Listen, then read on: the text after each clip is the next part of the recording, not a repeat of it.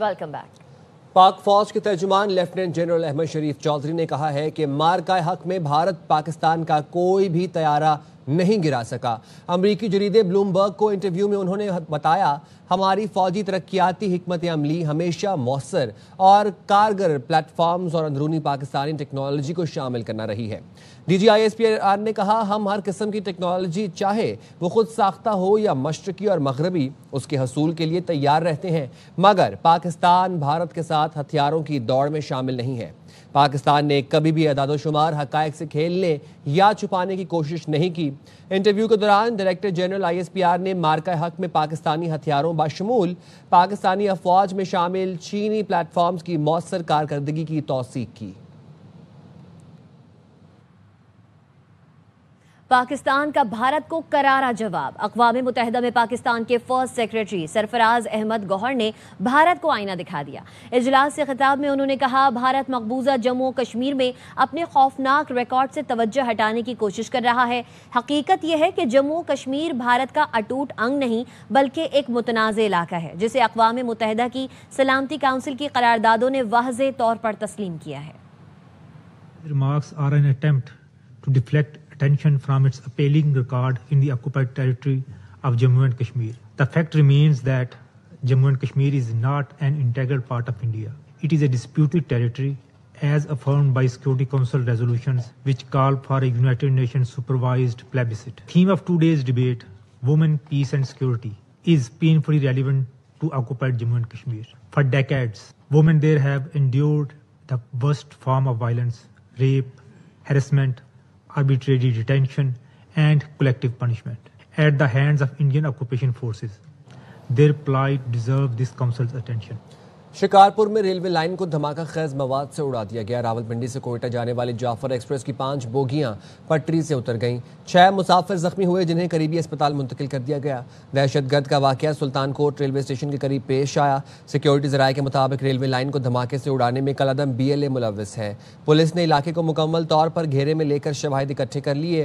Railway حکام کا کہنا ہے سکھر سے امدادی ٹیمیں طلب کی گئیں۔ متاثرہ بوگیوں کو ہٹا کر پٹری کی مرمت کر کے سروس بحال کر دی گئی۔ اسی حوالے سے مزید جانتے ہیں RY نیوز کے نمائندہ آغا اسرار سے۔ جی آقا، میں موجود ہوں سلطان کوٹ کے قریب سمرا شاخ پر، جہاں پر یہ ٹرین حادثہ ہوا تھا جس سے 4 جو ہے وہ بوگیاں اتر گئیں۔ میرے ساتھ موجود ہیں اس ٹرین کے ڈرائیور، ہم ان سے پوچھیں گے کہ کیا ہوا، کس طرح ہوا اور آپ نے کس طرح جو ہے اس ٹرین کو کنٹرول کیا۔ پہلے تو گاڑی اپنی مزید جو اسپیڈ تھی اسی اسپیڈ سے آ رہی تھی، انجن اور 3 کوچیں جو جیسے کراس ہوئی تو پیچھے بم دھماکہ ہوا۔ جیسے دھماکہ ہوا ہم نے بیگ جو دیکھا دھواں دھار، ہم نے گاڑی روک دی، کنٹرول کری، پھر ہم نے گاڑی کی پوزیشن لینے کے لیے پیچھے چلے گئے، دیکھا تو بم دھماکہ ہوا پڑا۔ زخمی تھے لوگ، ہم نے فون کیا ریسکیو کے لیے، ریسکیو ٹرک آ گئی، ان زخمیوں کے لیے ان کو فرسٹ ایڈ دی گئی، ان کو اٹھا لیا گیا، اسپتال بھیج دیا گیا۔ انہوں نے جو ہے وہ ٹرین کو بچانے کی مکمل کوشش کی اور جس سے کوئی بڑا جانی نقصان نہیں ہوا۔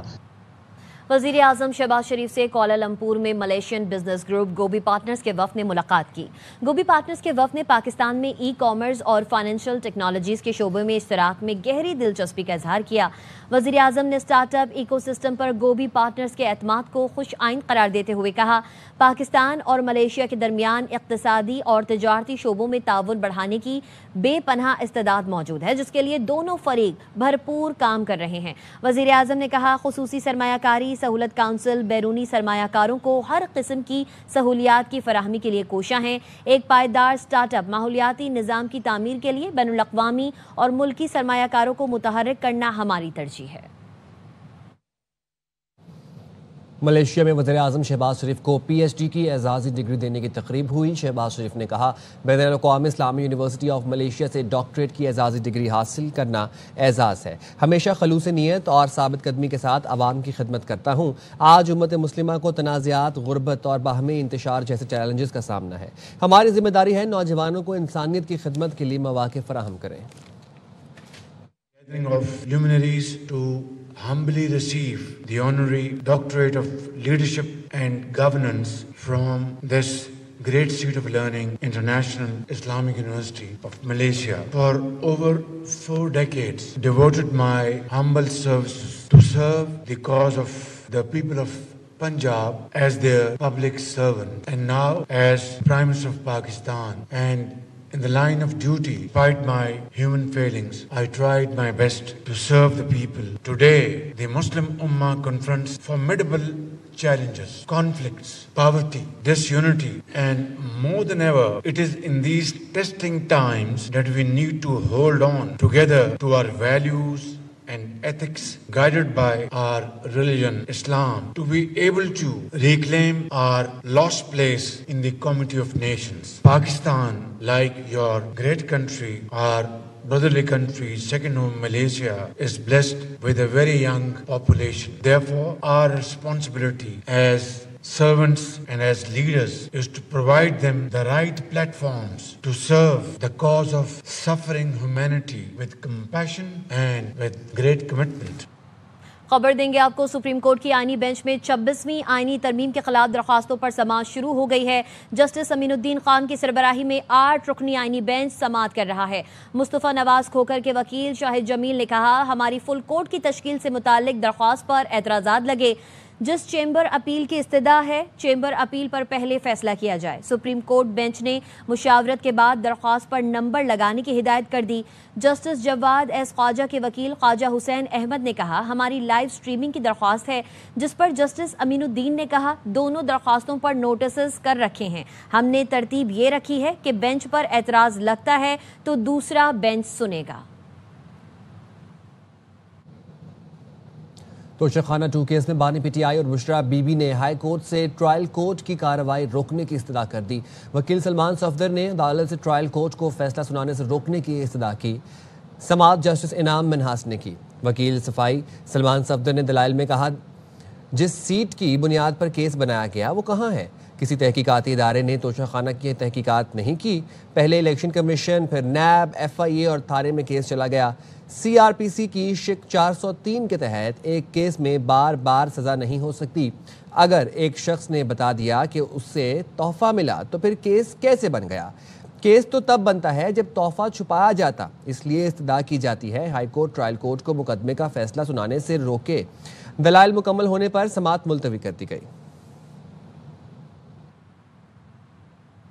हमास और इसराइल के दरमियान अमन मंसूबे पर मिस्र में बिलवास्ता मुज़ाकरात का पहला दौर मुकम्मल हो गया है।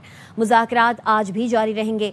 हमास ने यरगमालियों की रिहाई और गजा से इसराइल के इनक़ला की टाइमलाइन पर अपना मौक़िफ़ पेश किया। गजा का इंतज़ाम आज़ाद फ़लस्तीनी टेक्नोक्रेट इदारे के हवाले करने का मौक़िफ़ फिर दोहराया। 6 सरकर्दा फ़लस्तीनी कैदियों की रिहाई और बड़े पैमाने पर गजा में इमदाद की फराहमी का भी मुतालबा किया। कहा, आर्जी जंग बंदी की तारीख का तयन करने पर गौर कर रहे हैं। हमास वफ़द ने सालिसों को बताया, इसराइल की मुसलसल बमबारी यरगमालियों की रिहाई के लिए चैलेंज है। हमास इस बात की ज़मानत चाहती है कि यरगमालियों की रिहाई के बाद भी इसराइल मुआहदे की पासदारी करेगा। सदर ट्रंप के खुसूसी एलची स्टीव विटकॉफ और दमाद जेरेड कुशनर मुज़ाकरात में शरीक हैं।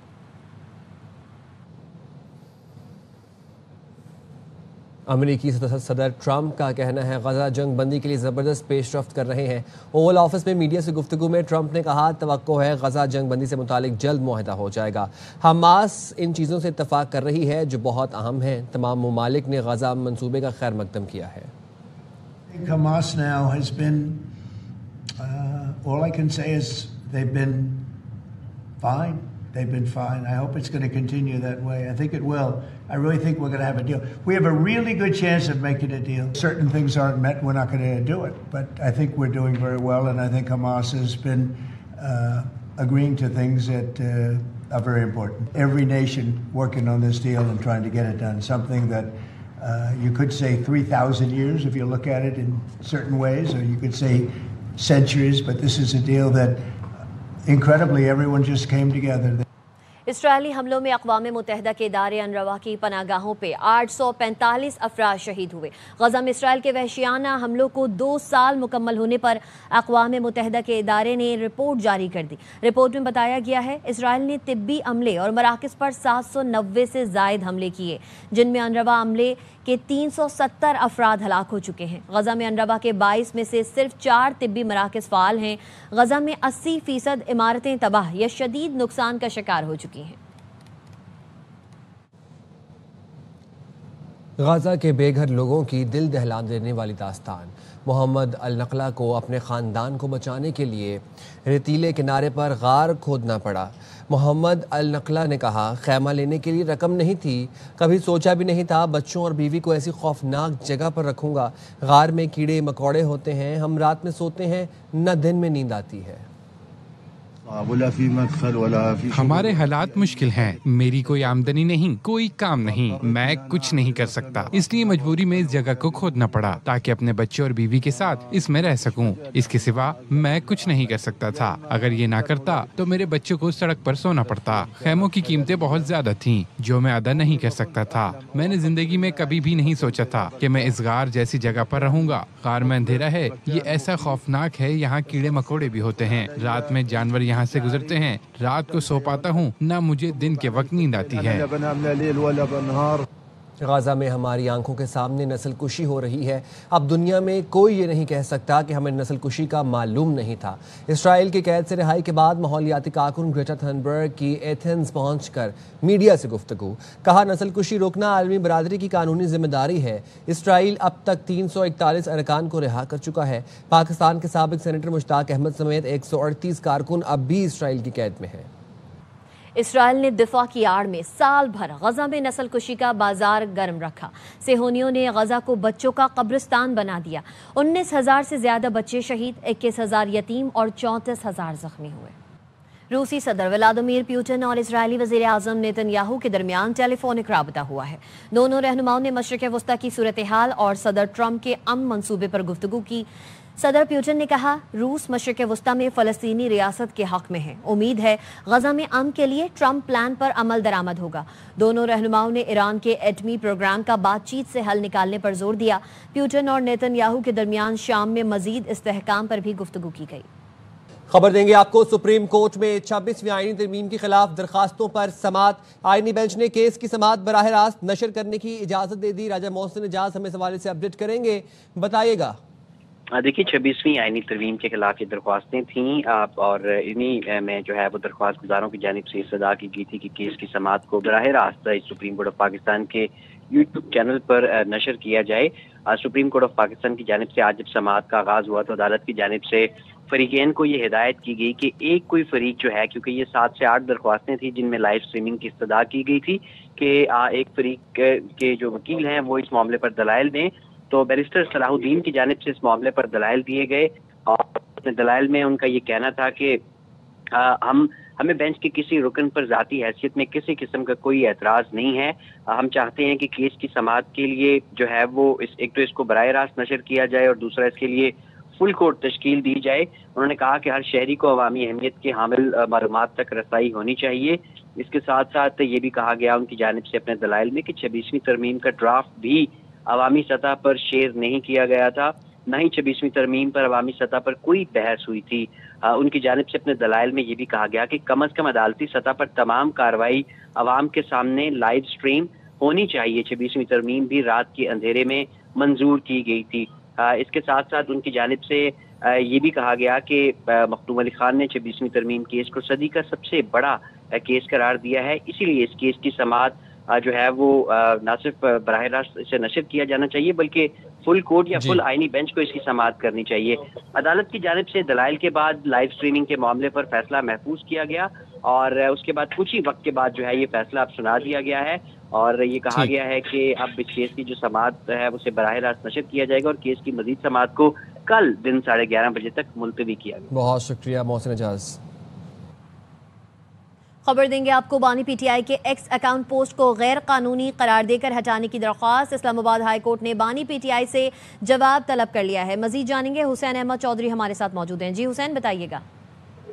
جی دیکھیں، بانی پی ٹی آئی کے ایکس اکاؤنٹ پوسٹ کو غیر قانونی قرار دے کر ہٹانے کی درخواست پر عام پیش رفت ہوئی ہے۔ اسلام آباد ہائی کورٹ نے بانی پی ٹی آئی سے جواب طلب کر لیا ہے۔ اسلام آباد ہائی کورٹ نے دیگر فریقین کو بھی نوٹسز جاری کرتے ہوئے 2 ہفتے میں جواب جمع کرانے کے احکامات جاری کیے ہیں۔ National cyber crime agency, superintendent Adiala jail سمیت دیگر فریقین سے بھی 2 ہفتوں میں جواب طلب کیا گیا ہے۔ اسلام آباد ہائی کورٹ کے جسٹس ارباب طاہر نے سماعت کی ہے۔ درخواست گزار شہری غلام مرتضیٰ کے وکیل بیرسٹر ظفر اللہ عدالت میں پیش ہوئے ہیں۔ بانی پی ٹی آئی کے غیر قانونی اور بدنیتی پر مبنی اپنی ٹویٹس ہٹانے اور بلاک کرنے کی استدعا کی گئی تھی، جس پر عدالت نے نوٹس جاری کرتے ہوئے 2 ہفتوں میں جواب طلب کر لیا ہے۔ حسین احمد چودھری اپڈیٹ کر رہے تھے، آپ کا شکریہ۔ اب تک اتنا ہی، دیکھتے رہیے ایئر وائی نیوز۔